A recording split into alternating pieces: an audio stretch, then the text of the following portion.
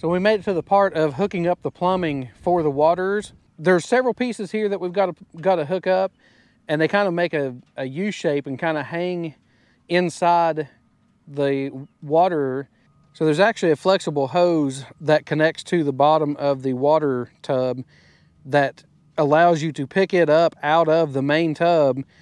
That's the insulated part, and that way when you make your connections of your water line down in here, you know, that's not a rigid connection. You can actually have flexibility, and that tub will lift all the way back out, and you can set it up here on the top, and then you can disconnect it with the quick disconnects that are included in the waterer.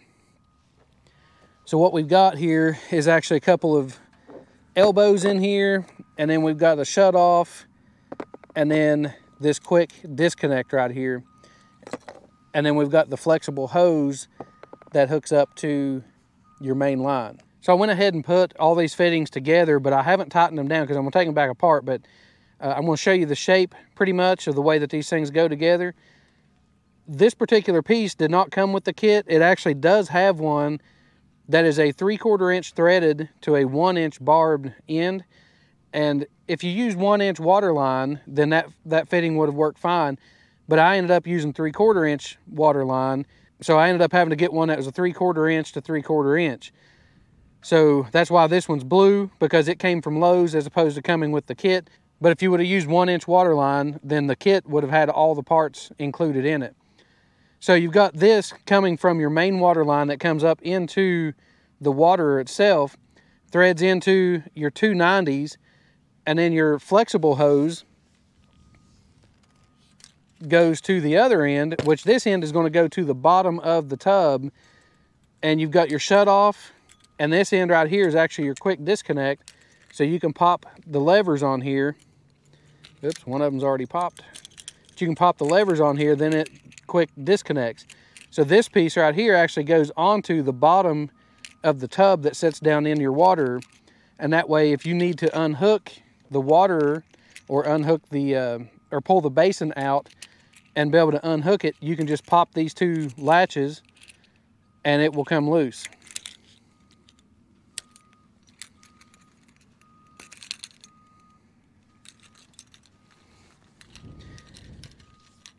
So in the directions on this too, it does say to use Teflon tape on all these fittings.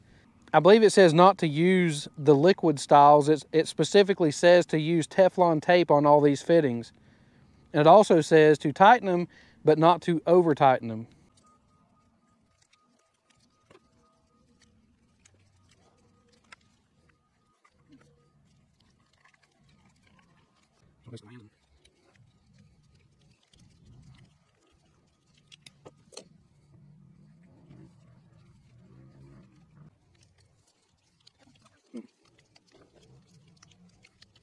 So as you can see, as we're putting these together, we've got the blue barb, which is coming from our 3/4 inch water line, going into our 90, and then going into the other 90.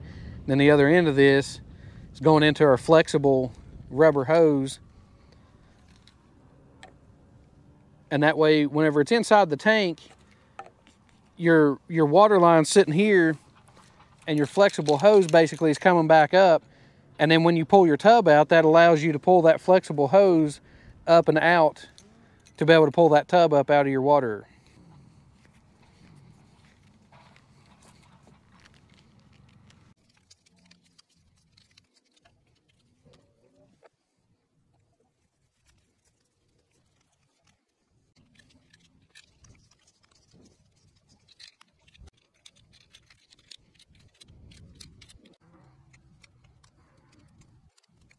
So I took off the little fitting here with the clamps on it because this piece actually screws into the bottom of the water tub. One end of it has the end that goes into your shut off. Then you got your quick connect, but this end actually threads into the bottom of that tub. And then whenever you're ready to connect everything up, then you just plug it on, and then you just latch your latches back together, and that locks it in. So if you ever need to pull the tub out and work on it, you can actually turn this shut off to the off position and then pop your latches and pull the whole tub out. Everything comes out separate, and then that disconnects your water line, so you don't have to worry about cutting into anything for later repairs.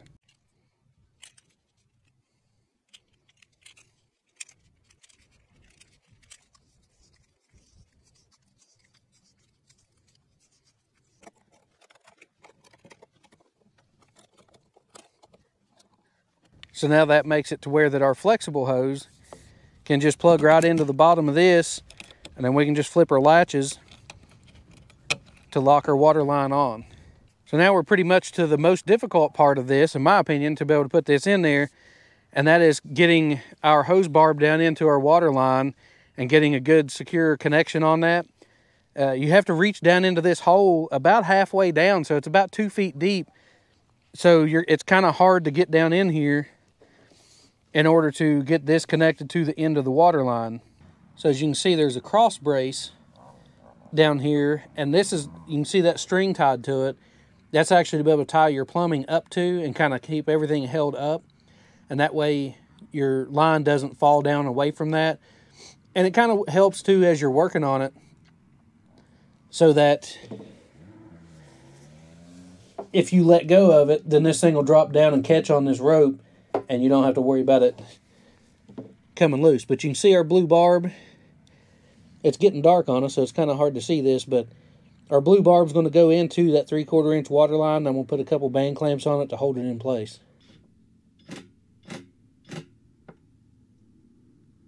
Alright, so we got our connections down in here.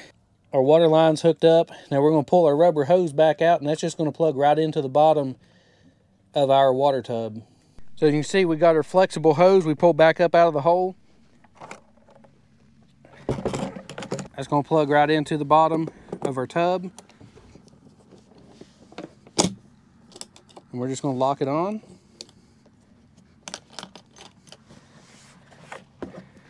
And now the whole tub can just sit right back down in there.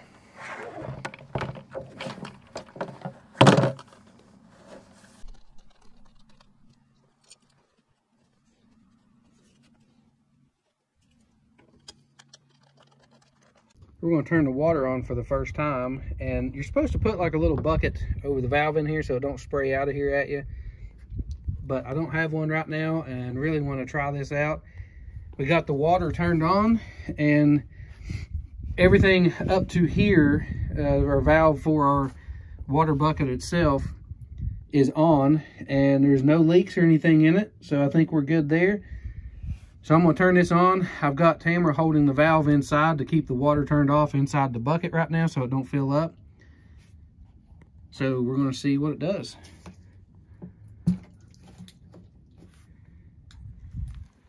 All right, so here we go. Let go of it.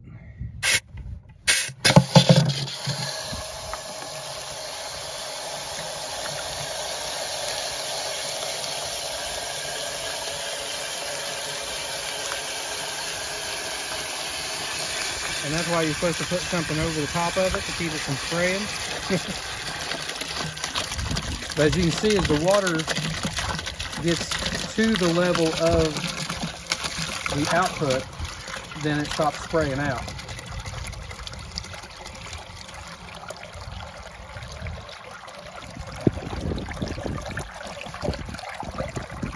So before this gets too full, I'm going to adjust this bucket to match up to our screw holes. That way, when this thing gets full, we're not going to be able to hardly turn that.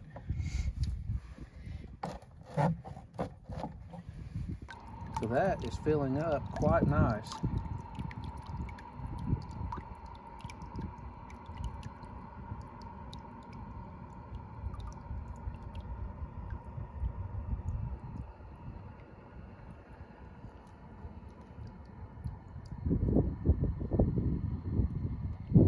Tamara's excited.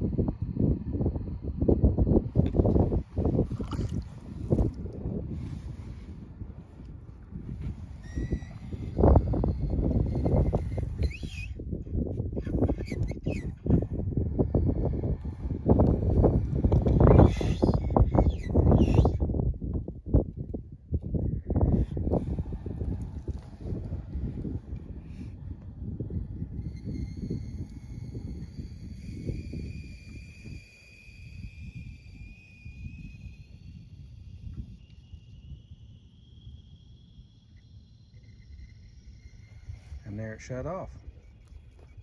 Now you can adjust this float in here. So we're at the farthest water from the barn.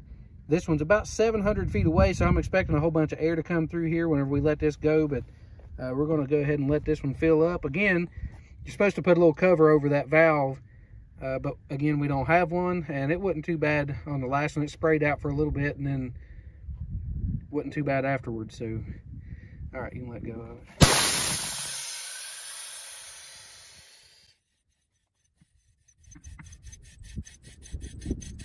Yep.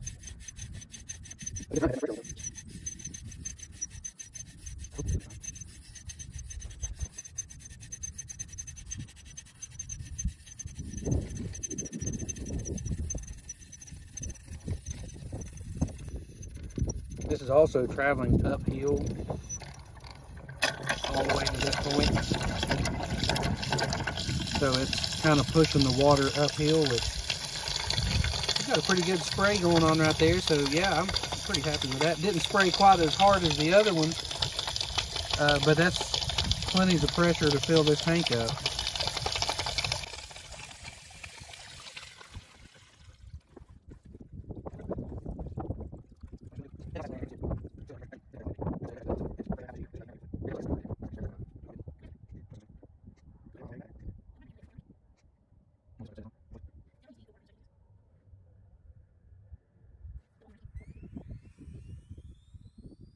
And there it is.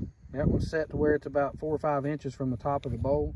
We're going to leave it like that for now. And if it needs adjustment, it's super easy to adjust the water level on these. It's just got a little thumb screw on the back of that float. And you can loosen that up and adjust what length or what depth you want it. And then tighten it back down and you're good to go.